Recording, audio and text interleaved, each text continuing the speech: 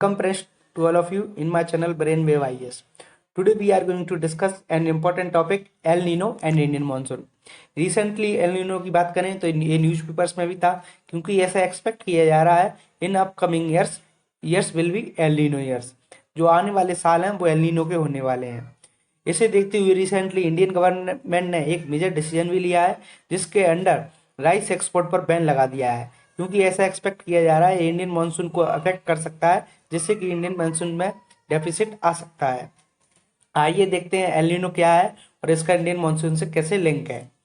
आगे बढ़ूं उससे पहले हम कुछ कॉन्सेप्ट समझ लेते हैं जिससे को आपको स्टोरी समझने में आसानी होगी। जैसे कि आप सबको पता है all over the temperature difference अलग अलग होता है जिसके कारण प्रेशर सिस्टम डेवलप होते हैं।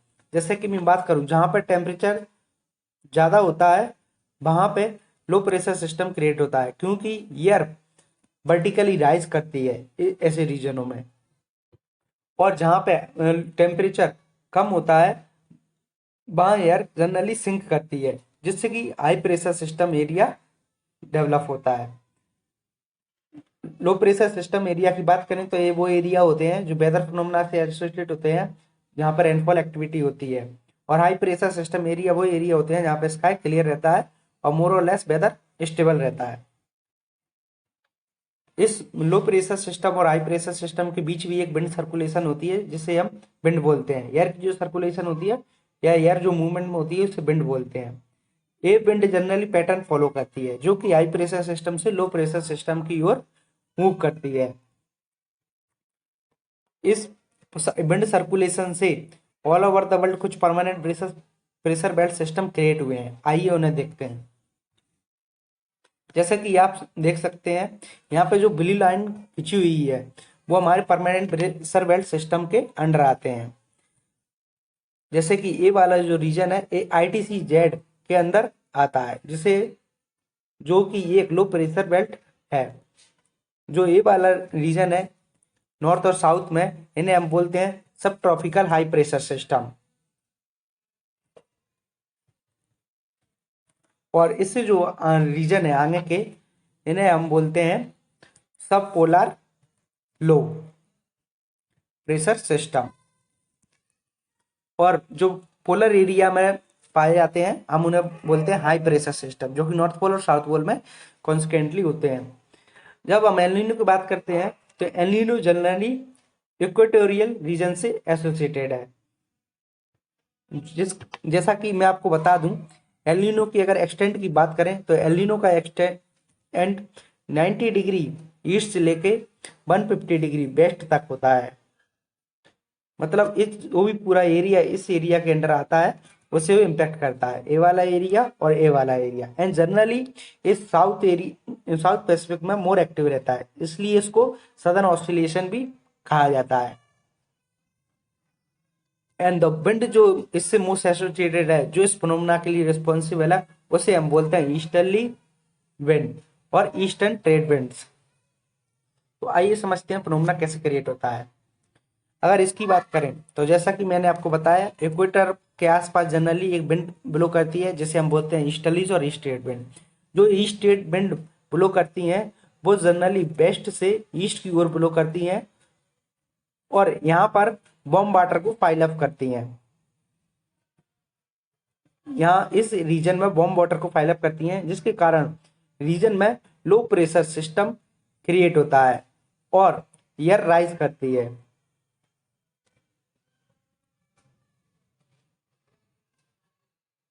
ये जो एयर राइज करती है वो यहाँ पे क्लाउड फॉर्मेशन करती है जिसके कारण पूरे इस एरिया में अराउंड इंडोनेशियन इंडियन कॉन्टिनेंट में पॉजिटिव रेनफॉल देखने को मिलता है। इस पूरे एरिया में रेनफॉल एक्टिविटी इसके कारण होती है। ये जनरली नॉर्मल कंडीशन है जो अपनी विंड सर्कुलेशन पैटर्न करता है।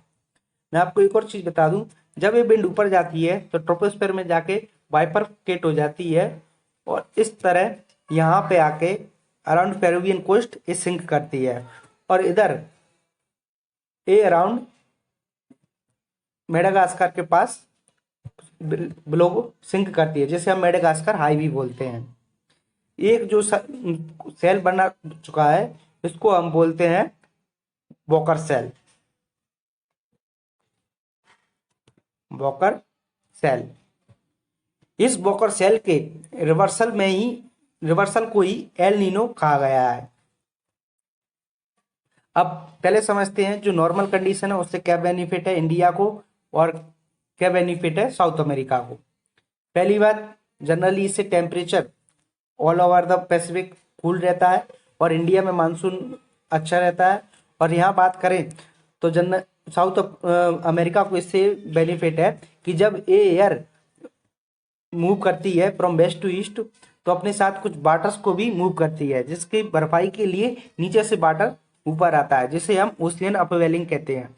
जो ओशियन अपवेलिंग होती है उसके कारण न्यूट्रिएंट रिच वाटर ऊपर आता है, जिससे कि फिश की प्रोडक्शन अच्छी होती है, जो कि साउथ अमेरिका के लिए बेनिफिट है। और पेरुवियन कंट्रीज और जो भी आसपास की जो कंट्रीज हैं इनको उससे बेनिफिट होता है। ना देखते हैं हम रिवर्सल कंडीशन क्या होती है। मैंने आपको बताया यहाँ पे एक वॉकर सेल बनता है। जब इस वॉकर सेल में रिवर्सल होता है तो जनरली क्या होता है, देखिए जो स्टेट विंड्स ब्लो कर रही थी वो due to some condition weak हो जाती हैं और उनकी जगह वेस्टर्ली ले लेती हैं, जो कि ईस्ट से वेस्ट की ओर बहने लगती हैं, वेस्ट टू ईस्ट ब्लो करने लगती हैं और यहाँ पर आकर अपना वाटर को पाइल अप कर देती हैं, जिससे कि अब जो low pressure system around Indonesia region के पास पाइल अप हो रहा था वो अब यहाँ क्रिएट हो गया। यहाँ लो प्रेशर सिस्टम क्रिएट होता है। ये जो एयर है अगेन राइज करती है और यहाँ पर रेनफॉल एक्टिविटी होती है। In South America region rainfall activity होती है और जो एयर बाइफरकेट करती है वो आगे आके अराउंड दिस एरिया में सिंक करती है, जिससे कि यहाँ पे हाई प्रेशर एरिया क्रिएट होता है। इस हाई प्रेशर एरिया क्रिएट होने से क्या होता है, जनरली इसके दो रीजन है। एक तो ये पूरे पैसिफिक एरिया का टेम्परेचर बढ़ा देता है, दूसरा इस एरिया में जो इंडोनेशिया इंडियन कॉन्टिनेंट और ऑस्ट्रेलिया रीजन में वहां पर ड्राउट की कंडीशन, रेनफॉल डेफिसिट की कंडीशन और फॉरेस्ट फायर की कंडीशन महसूस की जाती है।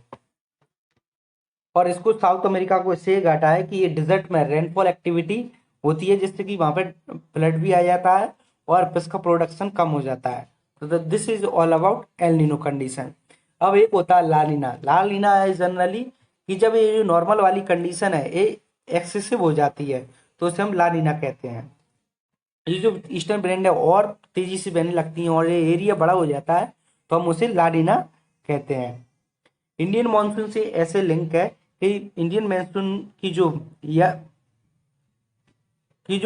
विंड की मूवमेंट है वो जनरली इक्वेटर से ऐसे रहती है और जब एलिना आता है तो इस कंडीशंस में चेंज होकर विंड की मूवमेंट ऐसी हो जाती है जो कि उधर चली जाती है, जिससे कि इंडिया में मॉइस्चर की कमी होती है और रेनफॉल की कमी हो जाती है। मैंने कुछ पिक्चर्स भी ली हुई हैं जिससे कि आपको समझने में आसानी होगी। पिक्चर्स में देखें तो ये नॉर्मल ईयर की पिक्चर है। आप इसमें देख सकते हैं यहाँ पे स्ट्रेट विंड ब्लो कर रही है जो कि यहाँ पे ये वाटर को पाइल अप कर रही है, जिससे कि वार्म वाटर गैदर हो रहा है और जिससे कि लो प्रेशर सिस्टम क्रिएट होने के कारण यहाँ पर रेनफॉल एक्टिविटी होती है ऑल थ्रू द ईयर।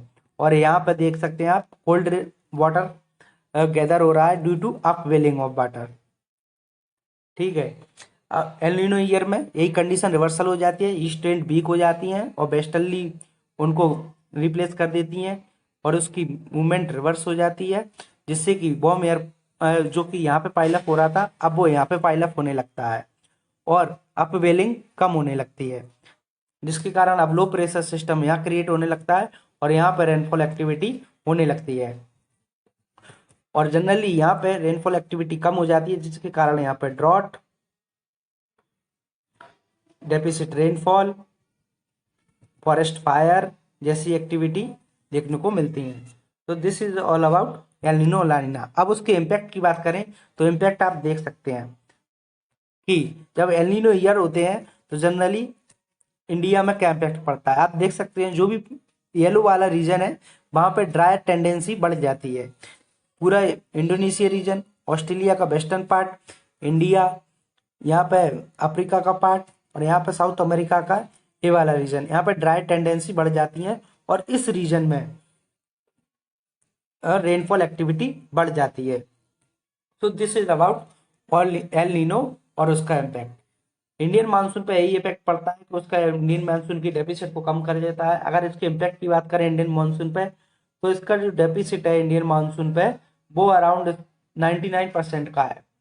तो आप इस एक्सटेंट से समझ सकते हैं कि एल नीनो किस एक्सटेंट तक इंडियन मानसून को अफेक्ट करता है। मतलब ये 99% तक इंडियन मानसून की डेफिसिट को बढ़ा देता है।